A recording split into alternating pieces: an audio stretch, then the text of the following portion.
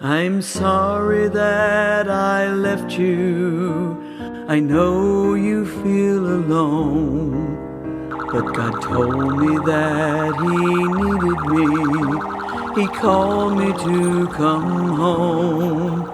In what seemed to be an instant, in the twinkling of an eye, an angel gently took my hand and led me toward the sky.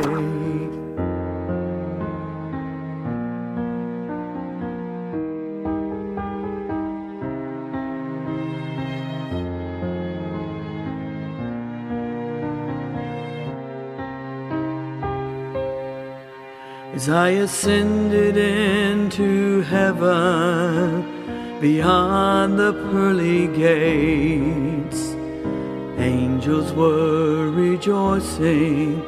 Then I saw His radiant face. God's eyes shone down upon me from the glory of His throne. He said, enter into paradise, 'cause heaven's now your home. I fought the fight, I finished the race. Throughout the trial, I kept my faith. No longer do I suffer, my body's been made whole. I'm flying with the angels, and heaven's now my home. God told me not to worry. He said you'd be okay, because eternity's forever, and we'll meet again someday. I fought the fight, I finished the race. Throughout the trial, I kept my faith. No longer do I suffer, my body's been made whole. I'm flying with the angels, and heaven's now my home. I'm flying with the angels, and heaven's now my home. I'm sorry that I left you. I know you feel alone, but God told me that He needed me. He called me to come home. In what seemed to be an instant, in the twinkling of an eye, an angel gently took my hand and led me toward the sky.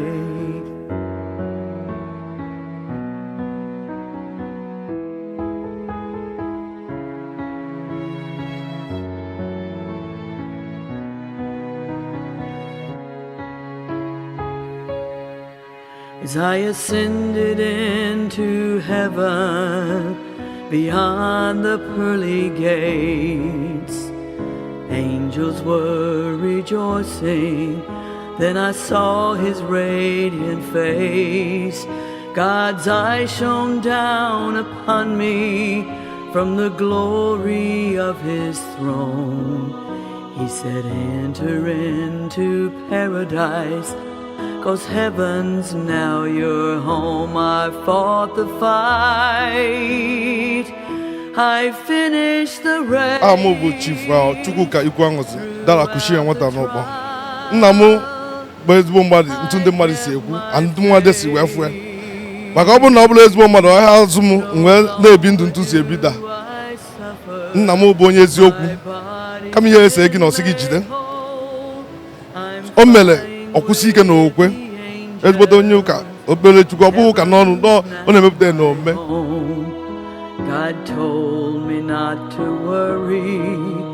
He said you'd be okay. Onya na me akwụkwọ no bo start abun nam nna mụrụ m nwa bụ ọkpara ihe na-ewute m na ọnwụ nna m abụrụ na nna m nwụrụ nọ na m enwekwa amara ibi ọdịrị ndụ obiri wee bikarịa ndụ ọma obiri maka ọ nwere oke bie ezigbo ndụ nwekwa n'ọnwụ udo.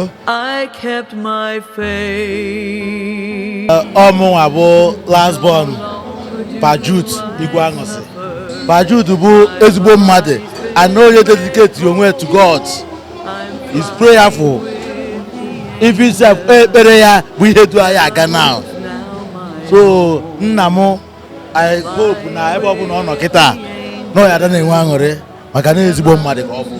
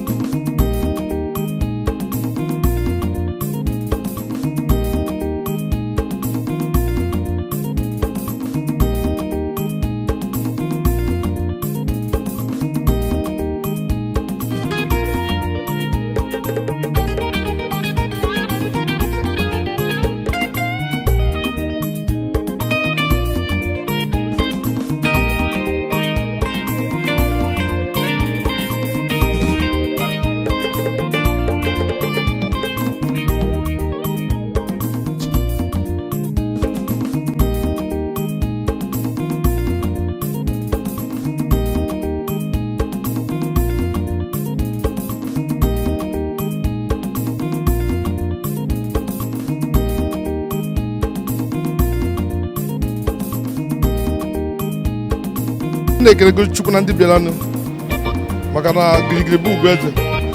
Ọkwa nwanne nya ka ebidoro imewe ka Igbo mechaa nke nwanne nya rụzie nya ndị bịara ebe a nya karịrị akarị n'abalị ka obi n'abalị ụfọdụ na 4 o'clock nke ụtụtụ chie ofo and ha mechara narụkwa be ha takwa ndị na-esi mba dị iche iche bịara wee ntị ka anọnyere anyị today. Ha mechakwa ihe niile ha cha anawa agwụgwa na ndị gafekwa akwụkwọ enwere m na obi aṅụrị na ha ya narụkwa na be ha dị iche iche n'ihi na nna m bụ ezigbo mmadụ onwe onye anyị ji nke and onwekwa onye anyị chọrọ iji nke ya and nna m mere ka anyị gbata ọ bụ na onwere onye anyị ji ọgba anyị maka anyị esi kwe kama ya na-akwe nwayọọ nwayọọ ma anyị kwụcha. Ihe m na-agwa ndị ọyị m bụ na ebe ọ bụ na onye si wee bịa ma ndị si Benue State ma my business associate all the agrochemicals si Benue State wee bịa ma ndị si Port Harcourt ma ndị si Lagos ma ndị si Cross River wee bịa na ọbịbịa ha bịara na be anyị taa na ihe ọma ga-eso ha wee ya ana ana okwu ha eji wee ya ana ya aka mma karịa nke ha ji wee bịa ya bụ ekpere m n'isi ha niile. Ilezie n'anya efu ka obodo anyị dị na obodo anyị na-ekwo gara gara ihe ọjọọ dị n'obodo anyị karịrị akarị mana ilezi anya n'ụbọchị nke taa efu na mmiri achọgwụghị anyị anwụ amụghị anyị n'obodo juru oyi ọ site na amara Chineke na ezigbo ndụ na mmiri mere o ji dị etu a. Ihe niile ya mere abụ na ya esighị ike ọ na ya enweke ego mana ọ site na amara nna m na ịfụnanya ndị mmadụ nwere ebe ọ nọ mere ndị niile ji wee gbakọ n'ụbọchị nke taa wee na-enye Chineke ekene wee na-emekwasị ya na nna m pụrụ ma anya biekwara anyị na-agbakwa anyị ume mekwa ka anyị ghara ịghọtahie onwe anyị ka anyị sikwa etu o si wee chịkọrọta anyị na-achịkọrọta ndị so anyị na chịkọrọtakwa onwe anyị ka ndị niile bịara mmemme a na-ebekwa ekpere n'isi ha ka ha bịakwa ha na n'udo nakwurukwa ndị ha hapụrụ n'udo na-enweghị nsogbu ọbụla na-asị na agaghị enwe akụkọ ọjọọ ọbụla. Chineke etisi ime ụbọchị taa mara anyị ma sikwe taa mee ka ezinụlọ ndị soro anyị wee gbaa aka ebido ya arụ nna anyị n'ala ka ụbọchị taa makwara ha mma na ezinụlọ ha dị iche iche n'aha Jizọs. Yes, mkpụrụ obi nna m ezugo ike n'ime Chukwu okike abịama etago esite ezu ike werukwa mgbe anyị na ya ezukọkwa na alaeze Chineke n'aha Jizọs Kraịst bụ ya nwa. Amen.